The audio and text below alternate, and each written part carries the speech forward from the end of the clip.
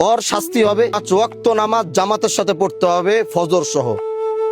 শিরোনাম দেখে হয়তো অনেকের চোখে চড়ক গাছ হতে পারে, কিন্তু এবারের গল্পটা সত্যি একদম আলাদা।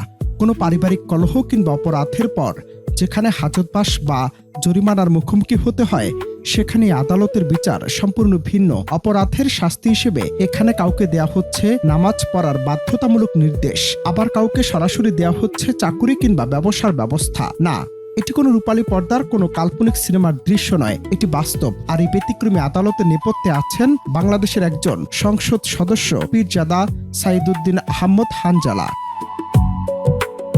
সম্প্রতি তার দরবারে আসে তেমনই এক জটিল ও সংবেদনশীল ঘটনা। বড় ভাইয়ের মৃত্যুর পর জায়গা জমি নিয়ে দেবরদের সাথে তৈরি হয়েছিল এক দীর্ঘদিনের পারিবারিক বিরোধ। ভুল বোঝাবুঝি, আইনি জটিলতা আর নানামুখী অন্যান্য দাবি দেওয়ার কারণে দুই পক্ষের সম্পর্ক রূপ নিয়েছিল চরম সংঘাত আর ক্ষোভে। কেউ কাউকে বিন্দুমাত্র ছাড় দিতে রাজি হচ্ছিল না। পুরো বিষয়টি যখন চরম অশান্তি আর ধ্বংসের দিকে যাচ্ছিল, ঠিক তখনই উভয় পক্ষের অভিভাবক হিসেবে ত্রাতা হয়ে এগিয়ে এলেন এই সংসদ সদস্য।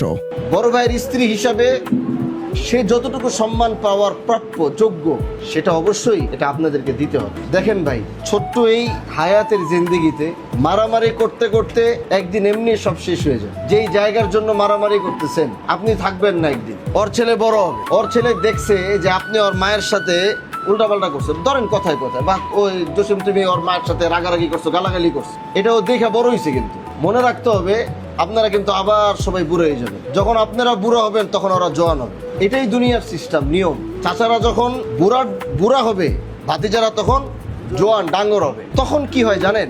এই যে একটা বিদ্বেষ তৈরি হইতেছে নিজেদের মধ্যে, আক্রোশ, এই আক্রোশটা ওরা যখন ডাঙ্গর হইব, যখন ওরা জোয়ান হইব, গায়ে যখন শক্তি থাকবো, তখন এদের এর মোকাবেলা করার শক্তি থাকবে না।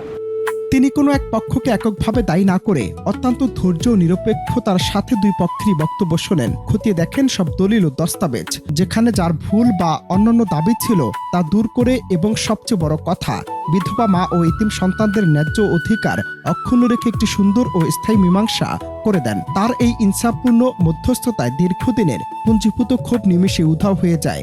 দুই পক্ষই তখন সমস্ত বৈরিতা ভুলে সন্তুষ্ট চিত্তে হাসিমুখে ঘরে ফেরে।